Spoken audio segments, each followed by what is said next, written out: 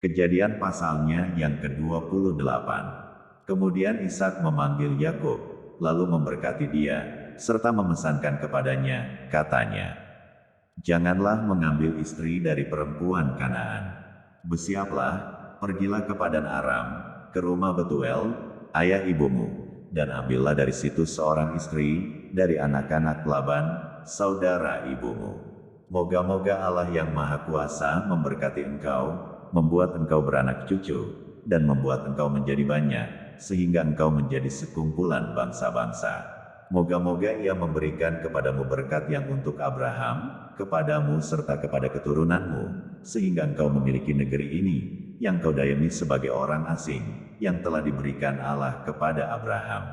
Demikianlah Ishak melepas Yakub, lalu berangkatlah Yakub ke Padan Aram, kepada Laban anak Betuel, orang Aram itu, saudara Ribka ibu Yakub dan Esau. Ketika Esau melihat bahwa Ishak telah memberkati Yakub dan melepasnya ke Padan Aram untuk mengambil istri dari situ, pada waktu ia memberkatinya ia telah memesankan kepada Yakub, "Janganlah ambil istri dari antara perempuan Kanaan," dan bahwa Yakub mendengarkan perkataan ayah dan ibunya dan pergi ke Padan Aram. Maka Esau pun menyadari bahwa perempuan Kanaan itu tidak disukai oleh Ishak, ayahnya. Sebab itu ia pergi kepada Ismael dan mengambil Mahalat menjadi istrinya, di samping kedua istrinya yang telah ada. Mahalat adalah anak Ismael anak Abraham, adik Nebayot. Maka Yakub berangkat dari Bersheba dan pergi ke Haran. Ia sampai di suatu tempat dan bermalam di situ, karena matahari telah terbenam. Ia mengambil sebuah batu yang terletak di tempat itu dan dipakainya sebagai alas kepala, lalu membaringkan dirinya di tempat itu. Maka bermimpilah ia, di bumi ada didirikan sebuah tangga, yang ujungnya sampai di langit, dan tampaklah malaikat-malaikat Allah turun naik di tangga itu. Berdirilah Tuhan di sampingnya dan berfirman, "Akulah Tuhan, Allah Abraham, nenekmu, dan Allah Ishak. Tanah tempat engkau berbaring ini, akan kuberikan kepadamu dan kepada keturunanmu. Keturunanmu akan menjadi seperti debu tanah banyaknya, dan engkau akan mengembang ke sebelah timur, barat, utara dan selatan, dan olehmu serta keturunanmu, semua kaum di muka bumi akan mendapat berkat. Sesungguhnya aku menyertai engkau, dan aku akan melindungi engkau, kemanapun engkau pergi, dan aku akan membawa engkau kembali ke negeri ini, sebab aku tidak akan meninggalkan engkau, melainkan tetap melakukan apa yang kujanjikan kepadamu."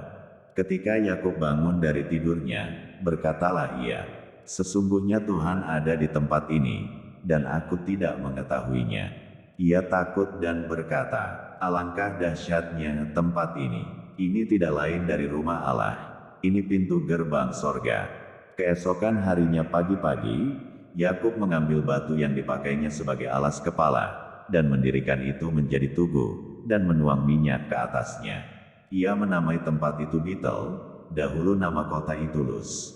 Lalu bernazarlah Yakub, "Jika Allah akan menyertai, dan akan melindungi aku di jalan yang kutempuh ini, memberikan kepadaku roti untuk dimakan, dan pakaian untuk dipakai, sehingga aku selamat kembali ke rumah ayahku, maka Tuhan akan menjadi Allahku. Dan batu yang kudirikan sebagai tugu ini, akan menjadi rumah Allah. Dari segala sesuatu yang engkau berikan kepadaku, akan selalu kupersembahkan 1/10 kepadamu." Kejadian pasalnya yang ke-29. Kemudian berangkatlah Yakub dari situ, dan pergi ke negeri Bani Timur. Ketika ia memandang sekelilingnya, dilihatnya ada sebuah sumur di padang, dan ada 3 kumpulan kambing domba berbaring di dekatnya. Sebab dari sumur itulah orang memberi minum kumpulan-kumpulan kambing domba itu. Adapun batu penutup sumur itu besar, dan apabila segala kumpulan kambing domba itu digiring berkumpul ke sana, maka gembala-gembala menggulingkan batu itu dari mulut sumur, lalu kambing domba itu diberi minum, kemudian dikembalikanlah batu itu lagi ke mulut sumur itu. Bertanyalah Yakub kepada mereka, "Saudara-saudara, dari manakah kamu ini?" Jawab mereka, "Kami ini dari Haran." Lagi katanya kepada mereka, "Kenalkah kamu Laban, cucu Nahor?" Jawab mereka, "Kami kenal." Selanjutnya katanya kepada mereka, "Selamatkah ia?" Jawab mereka, "Selamat." Tetapi lihat, itu datang anaknya perempuan, Rahel, dengan kambing dombanya. Lalu kata Yakub, "Hari masih siang, belum waktunya untuk mengumpulkan ternak. Berilah minum kambing dombamu itu, kemudian pergilah menggembalakannya lagi." Tetapi jawab mereka, "Kami tidak dapat melakukan itu. Selama segala kumpulan binatang itu belum berkumpul, barulah batu itu digulingkan dari mulut sumur, dan kami memberi minum kambing domba kami." Selagi ia berkata-kata dengan mereka, datanglah Rahel dengan kambing domba ayahnya, sebab dialah yang menggembalakannya. Ketika Yakub melihat Rahel, anak Laban saudara ibunya, serta kambing domba Laban, ia datang mendekat, lalu menggulingkan batu itu dari mulut sumur, dan memberi minum kambing domba itu. Kemudian Yakub mencium Rahel serta menangis dengan suara keras.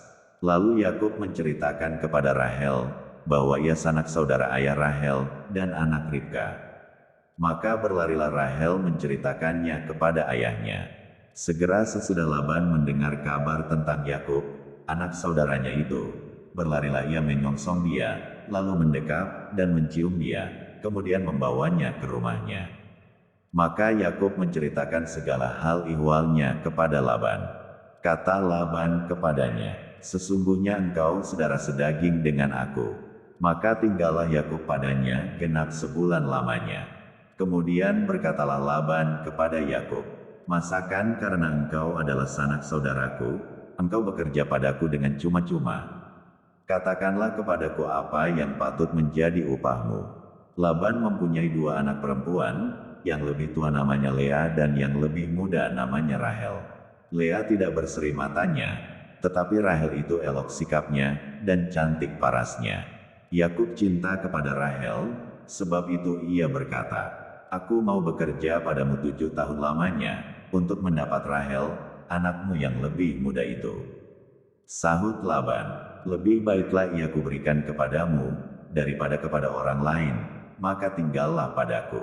Jadi bekerjalah Yakub 7 tahun lamanya, untuk mendapat Rahel itu. Tetapi yang 7 tahun itu dianggapnya seperti beberapa hari saja, karena cintanya kepada Rahel. Sesudah itu berkatalah Yakub kepada Laban, "Berikanlah kepadaku bakal istriku itu, sebab jangka waktuku telah genap, supaya aku akan kawin dengan dia." Lalu Laban mengundang semua orang di tempat itu, dan mengadakan perjamuan. Tetapi pada waktu malam diambilnyalah Lea, anaknya, lalu dibawanya kepada Yakub. Maka Yakub pun menghampiri dia. Lagi pula Laban memberikan Zilpa, budaknya perempuan, kepada Lea, anaknya itu, menjadi budaknya. Tetapi pada waktu pagi tampaklah bahwa itu Lea. Lalu berkatalah Yakub kepada Laban, "Apakah yang kau perbuat terhadap aku ini? Bukankah untuk mendapat Rahel aku bekerja padamu? Mengapa engkau menipu aku?" Jawab Laban, "Tidak biasa orang berbuat demikian di tempat kami ini, mengawinkan adiknya lebih dahulu daripada kakaknya. Genapilah dahulu 7 hari perkawinanmu dengan anakku ini, kemudian anakku yang lain pun akan diberikan kepadamu sebagai upah, asal engkau bekerja pula padaku 7 tahun lagi." Maka Yakub berbuat demikian. Ia menggenapi ke-7 hari perkawinannya dengan Lea. Kemudian Laban memberikan kepadanya Rahel, anaknya itu, menjadi istrinya. Lagi pula Laban memberikan Bilha, budaknya perempuan, kepada Rahel, anaknya itu, menjadi budaknya. Yakub menghampiri Rahel juga, malah ia lebih cinta kepada Rahel daripada kepada Lea. Demikianlah ia bekerja pula pada Laban 7 tahun lagi. Ketika Tuhan melihat bahwa Lea tidak dicintai, dibukanyalah kandungannya, tetapi Rahel mandul. Lea mengandung, lalu melahirkan seorang anak laki-laki, dan menamainya Ruben, sebab katanya, "Sesungguhnya Tuhan telah memperhatikan kesengsaraanku, sekarang tentulah aku akan dicintai oleh suamiku." Mengandung pula lah ia, lalu melahirkan seorang anak laki-laki, maka ia berkata, "Sesungguhnya, Tuhan telah mendengar bahwa aku tidak dicintai, lalu diberikannya pula anak ini kepadaku." Maka ia menamai anak itu Simeon. Mengandung pula lah ia, lalu melahirkan seorang anak laki-laki, maka ia berkata, Sekali ini suamiku akan lebih erat kepadaku, karena aku telah melahirkan 3 anak laki-laki baginya. Itulah sebabnya ia menamai anak itu Lewi. Mengandung pula lah ia, lalu melahirkan seorang anak laki-laki, maka ia berkata, "Sekali ini aku akan bersyukur kepada Tuhan." Itulah sebabnya ia menamai anak itu Yehuda. Sesudah itu ia tidak melahirkan lagi. Kejadian pasalnya yang ke-30. Ketika dilihat Rahel, bahwa ia tidak melahirkan anak bagi Yakub, cemburulah ia kepada kakaknya itu, lalu berkata kepada Yakub, "Berikanlah kepadaku anak, kalau tidak, aku akan mati." Maka bangkitlah amarah Yakub terhadap Rahel, dan ia berkata, "Akukah pengganti Allah, yang telah menghalangi engkau mengandung?" Kata Rahel, "Ini Bilha, budakku perempuan, hampirilah dia, supaya ia melahirkan anak di pangkuanku, dan supaya oleh dia aku pun mempunyai keturunan." Maka diberikannyalah Bilha, budaknya itu, kepada Yakub menjadi istrinya, dan Yakub menghampiri budak itu. Bilha mengandung, lalu melahirkan seorang anak laki-laki bagi Yakub. Berkatalah Rahel, "Allah telah memberikan keadilan kepadaku, juga telah didengarkannya permohonanku, dan diberikannya kepadaku seorang anak laki-laki." Itulah sebabnya ia menamai anak itu Dan. Mengandung pula lah Bilha, budak perempuan Rahel, lalu melahirkan anak laki-laki yang kedua bagi Yakub. Berkatalah Rahel, "Aku telah sangat hebat bergulat dengan kakakku, dan aku pun menang." Maka ia menamai anak itu Naftali. Ketika dilihat Lea, bahwa ia tidak melahirkan lagi, diambilnyalah Zilpa, budaknya perempuan, dan diberikannya kepada Yakub menjadi istrinya. Dan Zilpa, budak perempuan Lea, melahirkan seorang anak laki-laki bagi Yakub. Berkatalah Lea, "Mujur telah datang." Maka ia menamai anak itu Gad. Dan Zilpa, budak perempuan Lea, melahirkan anak laki-laki yang kedua bagi Yakub. Berkatalah Lea, "Aku ini berbahagia, tentulah perempuan-perempuan akan menyebutkan aku berbahagia." Maka ia menamai anak itu Asher. Ketika Ruben pada musim menuai gandum pergi berjalan-jalan, didapatinyalah di padang buah Dudaim, lalu dibawanya kepada Lea, ibunya. Kata Rahel kepada Lea, "Berilah aku beberapa buah Dudaim yang didapat oleh anakmu itu." Jawab Lea kepadanya, "Apakah belum cukup bagimu mengambil suamiku? Sekarang pula mau mengambil lagi buah Dudaim anakku." Kata Rahel, "Kalau begitu biarlah ia tidur dengan engkau pada malam ini, sebagai ganti buah Dudaim anakmu itu." Ketika Yakub pada waktu petang datang dari padang, pergilah Lea mendapatkannya, sambil berkata, "Engkau harus singgah kepadaku malam ini, sebab memang engkau telah kusewa dengan buah Dudaim anakku." Sebab itu tidurlah Yakub dengan Lea pada malam itu. Lalu Allah mendengarkan permohonan Lea. Lea mengandung, dan melahirkan anak laki-laki yang kelima bagi Yakub. Lalu kata Lea, "Allah telah memberi upahku, karena aku telah memberi budakku perempuan kepada suamiku." Maka ia menamai anak itu Isakhar. Kemudian Lea mengandung pula, dan melahirkan anak laki-laki yang keenam bagi Yakub. Berkatalah Lea, "Allah telah memberikan hadiah yang indah kepadaku, sekali ini suamiku akan tinggal bersama-sama dengan aku, karena aku telah melahirkan 6 orang anak laki-laki baginya." Maka ia menamai anak itu Zebulon. Sesudah itu ia melahirkan seorang anak perempuan, dan menamai anak itu Dina. Lalu ingatlah Allah akan Rahel. Allah mendengarkan permohonannya serta membuka kandungannya. Maka mengandunglah Rahel, dan melahirkan seorang anak laki-laki. Berkatalah ia, "Allah telah menghapuskan aibku." Maka ia menamai anak itu Yusuf, sambil berkata, "Mudah-mudahan Tuhan menambah seorang anak laki-laki lagi bagiku."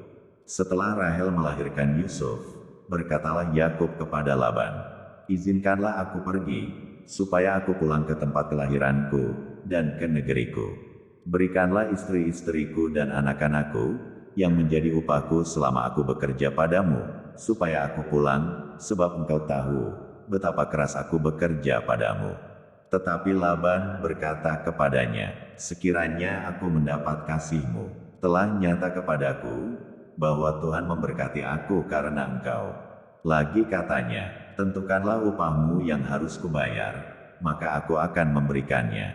Sahut Yakub kepadanya, engkau sendiri tahu bagaimana aku bekerja padamu, dan bagaimana keadaan ternakmu dalam penjagaanku, sebab harta milikmu tidak begitu banyak sebelum aku datang, tetapi sekarang telah berkembang dengan sangat, dan Tuhan telah memberkati engkau sejak aku berada di sini. Jadi, bilakah dapat aku bekerja untuk rumah tanggaku sendiri? Kata Laban, apakah yang harus kuberikan kepadamu? Jawab Yakub, tidak usah kau berikan apa-apa kepadaku, aku mau lagi menggembalakan kambing dombamu, dan menjaganya, asal engkau mengizinkan hal ini kepadaku. Hari ini aku akan lewat dari tengah-tengah segala kambing dombamu, dan akan mengasingkan dari situ setiap binatang yang berbintik-bintik dan berbelang-belang, segala domba yang hitam, dan segala kambing yang berbelang-belang dan berbintik-bintik, itulah upahku. Dan kejujuranku akan terbukti di kemudian hari, apabila engkau datang memeriksa upahku, segala yang tidak berbintik-bintik, atau berbelang-belang di antara kambing-kambing, dan yang tidak hitam di antara domba-domba, anggaplah itu tercuri olehku. Kemudian kata Laban, baik, jadilah seperti perkataanmu itu. Lalu diasingkannyalah pada hari itu kambing-kambing jantan, yang bercoreng-coreng dan berbelang-belang, dan segala kambing yang berbintik-bintik, dan berbelang-belang, segala yang ada warna putih pada badannya, serta segala yang hitam di antara domba-domba, dan diserahkannyalah semuanya itu kepada anak-anaknya untuk dijaga. Kemudian Laban menentukan jarak 3 hari perjalanan jauhnya, antara dia dan Yakub, maka tetaplah Yakub menggembalakan kambing domba yang tinggal itu. Lalu Yakub mengambil dahan hijau dari pohon hawar, pohon badam dan pohon berangan, dikupasnyalah dahan-dahan itu sehingga berbelang-belang, sampai yang putihnya kelihatan. Ia meletakkan dahan-dahan yang dikupasnya itu dalam palungan, dalam tempat minum, kemana kambing domba itu datang minum, sehingga tepat di depan kambing domba itu. Adapun kambing domba itu suka berkelamin pada waktu datang minum.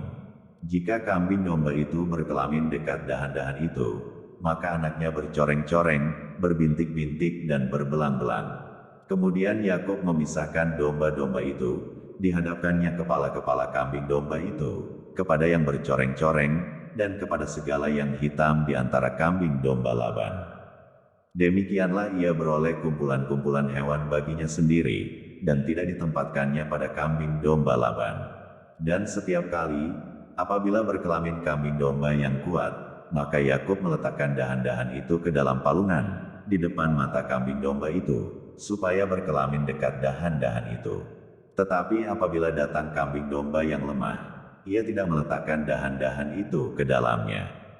Jadi hewan yang lemah untuk Laban, dan yang kuat untuk Yakub. Maka sangatlah bertambah-tambah harta Yakub, dan ia mempunyai banyak kambing domba, budak perempuan, dan laki-laki, unta dan keledai.